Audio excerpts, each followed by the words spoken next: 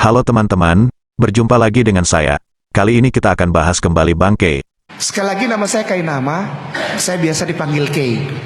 Dalam video live-nya bersama Aristo, mereka menjawab pernyataan Pendeta Bambang Norsena soal Injil Barnabas, di mana, dalam penelitian Pak Bambang, ditemukan kepalsuan Injil Barnabas. Sebelum kita sanggah pernyataan Bang K dan Aristo, kita saksikan video berikut ini.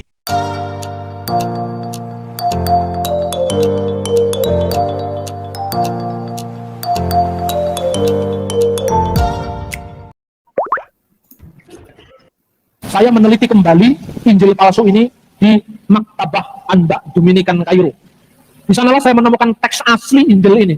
Ternyata teks asli Injil ini bukan bahasa Ibrani, bukan bahasa Aram, bukan bahasa Yunani.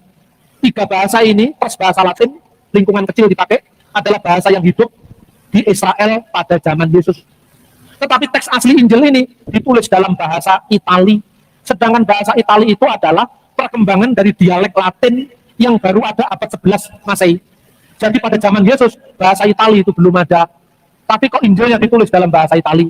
Saya meneliti kembali. Nah, saya senang sekali mendengarkan pernyataan Tuan Guru Bambang Norsena. Baik. Artinya, Ya. beliau katakan bahwa Injil Barnabas ditulis dalam bahasa Itali. Artinya, Ya.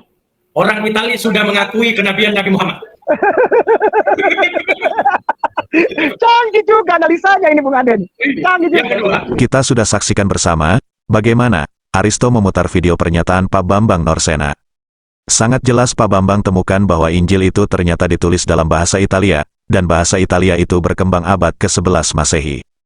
Tapi dalam komentar Aristo dia katakan bahwa, jika pernyataan pendeta BN benar, artinya orang Italia mengakui kenabian Muhammad.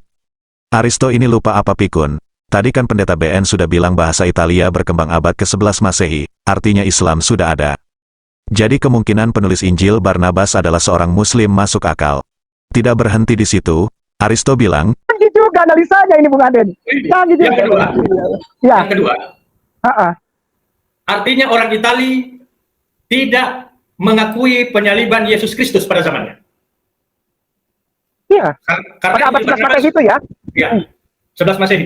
Nah, jika Injil Barnabas benar ditulis dalam bahasa Itali, berarti orang Italia tidak mengakui penyaliban Yesus. Ini adalah cacat logika Aristo. Tidak semua orang Italia beragama Kristen. Bisa saja yang nulis orang Italia dan beragama Islam. Kalau dia beragama Islam, tentunya dia tidak mengakui penyaliban Yesus.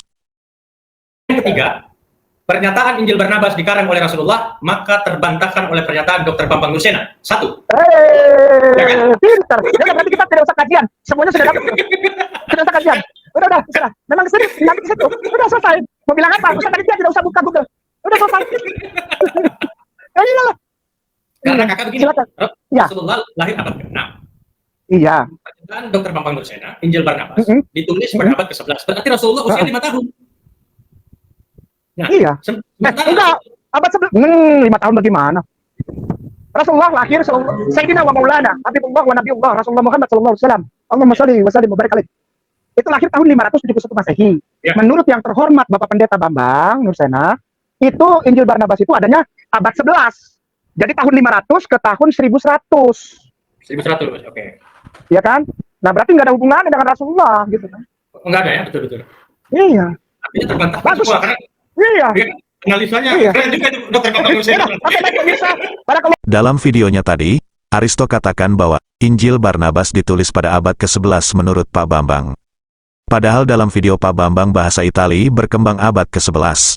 Bukan ditulis pada abad 11, yang benar adalah Injil Barnabas ditulis sekitar abad ke-14 sampai 16. Dalam videonya tadi, Aristo mengatakan orang Kristen menuduh Muhammad yang menulis Injil Barnabas. Dan pada bagian terakhir videonya dia menuduh Pak Bambang katakan Muhammad yang menuliskan Injil Barnabas.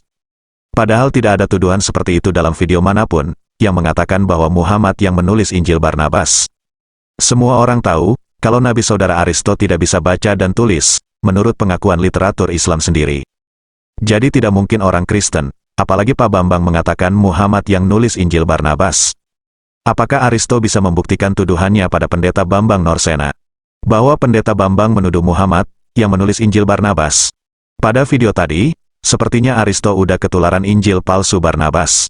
Kenapa? Karena dalam videonya tadi, Aristo katakan jarak antara abad ke-11 penulisan Injil Barnabas dengan kelahiran nabinya cuma beda 5 tahun.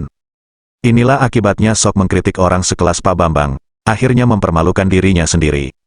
Masakan jarak antara abad ke-6 dan abad ke-11 hanya 5 tahun. Dari sini kita lihat, Aristo tidak tahu apa yang dia bicarakan, padahal Bangke udah jelaskan bahwa itu salah, masih saja dia ulangi lagi di akhir videonya, dengan mengulangi kesalahan yang sama, seperti pada video berikut. Saya akan menutup perbincangan kita pada malam hari ini sangat menarik. Pertama, tidak benar kalau Injil Barnabas dituduh itu buatan Muhammad. Pernyataan seorang profesor Kristen yang sangat luar biasa, bahwa Injil Barnabas tidak ada hubungannya dengan Islam. Itu loh, itu yang pertama. Yang kedua, kita tidak pernah temukan teks-teks kuno yang katanya Injil Barnabas ditulis dalam bahasa Arab. Bagaimana mungkin yang bukan ditulis dalam bahasa Arab, lalu yang disalahkan Arab? Kan secara logika nggak nyambung. Kalau tadi Bambang Nursena katakan bahwa dia datang ke Mesir, saya sudah datang ke museum yang disebutkan oleh Pak Bambang Nursena. Ya, di sana saya tidak menemukan teks, ya, atau mungkin saya tidak tahu, mohon maaf ya, karena ya saya tidak fokus untuk datang meneliti mana teks apa enggak. Tetapi saya tidak menemukan teks di sana yang ditulis dalam bahasa Itali. Itu yang pertama. Jadi tidak benar. Andai benar pernyataan Pak Bambang Nursena, artinya ini membuktikan bahwa Injil Barnabas bukan Injil yang ditulis oleh Nabi Muhammad. Yang kedua, bagaimana mungkin Nabi Muhammad kalian tuduh menulis Injil Barnabas untuk menyerang kekristenan? Sementara kalian menuduh Rasulullah SAW, Nabi Muhammad, orang yang tidak bisa membaca dan menulis. Yang kalian tuduh Nabi buta huruf. Kalian tuduh Nabi buta huruf. Tapi kalian tuduh Nabi Muhammad mengarang Injil Barnabas untuk menyerang iman-iman Kristen. Logikanya nggak nyambung gitu loh. Masa orang yang kalian tuduh buta huruf bisa menulis satu kitab? Nggak masuk akal tuduhan kalian. Ya, jadi tidak ada satu bukti yang kemudian merujuk bahwa Injil Barnabas ditulis oleh orang Arab atau umat Islam. Karena teks-teks itu ya tidak ada yang ditulis dalam bahasa Arab. Tadi dikatakan, Bambang Nursena katakan ditemukan dalam teks bahasa Itali. Berarti orang Itali mengakui kerasulan Nabi Muhammad. Berarti orang Itali mengakui bahwa Yesus mengatakan akan datang seorang utusan, akan datang seorang penolong di tengah-tengah kalian, dia adalah Muhammad bin Abdullah. Nah, berarti orang Itali gitu loh. Kemudian orang Itali menulis, Nabi Adam melihat di atas langit cahaya, asyhadu an la ilaha illallah wa asyhadu anna Muhammadar Rasulullah. Ayo, orang Itali berarti, ya kan? Nah, artinya sama sekali tidak ada hubungannya dengan Islam. Berarti Nabi Muhammad sudah ditulis sejak dulu. Dan sekarang mencari. Artinya tuduhan mereka bahwa Nabi Muhammad menulis Injil Barnabas untuk menyerang umat Kristen tidak punya data. Itu hanya tuduhan-tuduhan yang tuduhan-tuduhan sakit hati. Kalau kalian tuduh bahwa Nabi Muhammad menulis Injil Barnabas, mengarang Injil Barnabas untuk menyerang umat Kristen, buktikan data konkret bahwa ada manuskrip yang tertua yang menulis itu dengan bahasa Arab.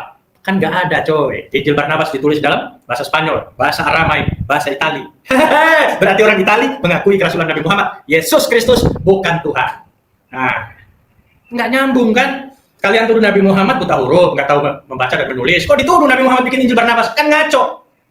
Gitu loh. Jadi teman-teman semua, tuduhan orang Kristen, termasuk Bapak Bambang Nursena yang terhormat, pembohong. Dia menuduh Injil Barnabas ditulis oleh Muhammad untuk menyerang umat Kristen. Dia sendiri katakan, dia tidak menemukan, atau dia datang ke Kairo, bahwa dia temukan di sana manuskrip. Ya, itu ditulis dalam bahasa Itali. Mana mungkin bahasa Itali? Sedangkan Nabi Muhammad orang Arab tidak bisa membaca dan tidak bisa menulis. Mana mungkin Nabi Muhammad menulis teks dalam bahasa Itali? Kan nggak masuk akal itu loh. Bodoh, tuduhan bohong itu, penipu itu. Saya katakan itu. Jadi nggak masuk akal tuduhan mereka itu. Nah, jadi teman-teman Kristen, ya, yang mengangkat ini, Nabi Muhammad, saya jengkel tau gak, sakit hati saya. Jadi, sakit hati gitu, sakit hati bukan sakit hati karena Nabi Muhammad, enggak nyambung gitu loh. Bambang Nursena bilang, teks yang ditemukan itu ditulis pada abad ke-11. Nabi Muhammad lahir pada abad ke-6, berarti Nabi Muhammad sampai ke abad ke-11 baru usia 5 tahun berarti. 5 tahun, nggak nyambung saya, gitu loh. Jadi semua ditulis. Terus yang kedua, Injil Barnabas, Injil Matius, Injil Lukas, Injil Yohanes, apokrif sesat. Yang tulis itu Profesor Felix. Jadi tuduhan kalian itu tuduhan gak masuk akal. Sudahlah, berhentilah. Kalau memang kalian gak bisa bantah kebenaran, dan Pendeta Yakub Sulistyo katakan bahwa orang Kristen gak ada yang pernah menang berdebat melawan generasi Muslim, gak ada. Memalukan aja. Tuduhan yang gak punya data dan gak beralasan dituduhkan ke Islam. Gak masuk akal itu tuduhan kalian itu. Masa Muhammad menulis? Udahlah. Jadi capek. Secara logika udah gugur tuduhan kalian. Silahkan kalian kaji Injil Barnabas. Tadi Ustaz Kenamal sudah katakan bahwa kami tidak tergantung pada Injil-Injil itu. Bullshit semua, nggak pakai kami. Kami pakai kitab suci kami, Al-Quran.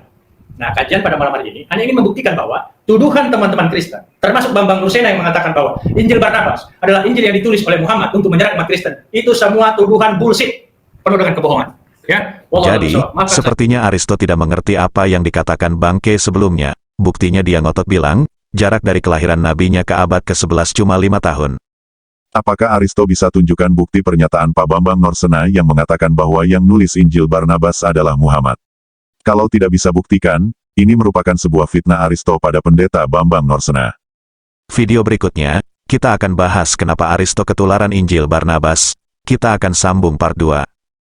Sepandai-pandai kita menyembunyikan bangkai, satu saat juga bau bangkai itu akan tercium. Halo teman-teman, ini ada fitur baru dari YouTube, di mana teman-teman bisa mensupport channel Pil Pahit dengan cara mengklik thanks seperti ini, lalu akan muncul pilihan jumlah nominal yang teman-teman bisa support. Setelah itu kirim, teman-teman bisa mengirim dengan berbagai aplikasi seperti yang ada di layar. Terima kasih untuk dukungan teman-teman.